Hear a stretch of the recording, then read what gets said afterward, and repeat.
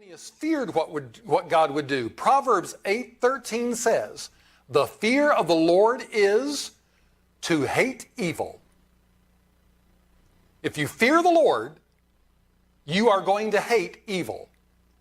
That's the fear of the Lord. The fear of the Lord is to hate evil. So Phineas was motivated by a healthy fear, a fear of what his God would do to the nation, and so he hated what those sinners were doing, and he executed the Lord's zeal against them.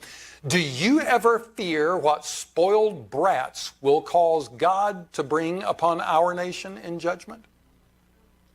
Elites who mock God and everything moral?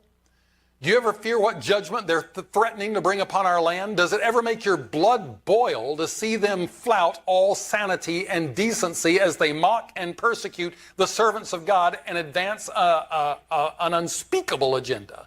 Does it ever make your blood boil? Sometimes I have to stop reading stuff. I just have to put it away because I don't have high blood pressure and I don't want to develop it. But sometimes it really, it'll make you hot under the collar. Verse number 6, the law of truth was in his mouth, and iniquity was not found in his lips. He walked with me in peace and equity, and did turn many away from iniquity. The Levites of old spoke the truth of God in season when it was popular, out of season when it was unpopular. They preached the word of God to those around them regardless of the cultural backlash. Remember, the cultural backlash meant that they stoned some and beat some and killed some. That was the cultural backlash.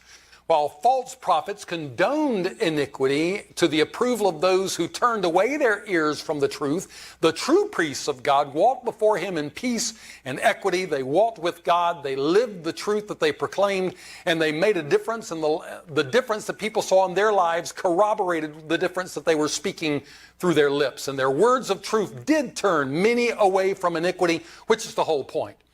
You know, if God's people will simply proclaim his truth will do its work.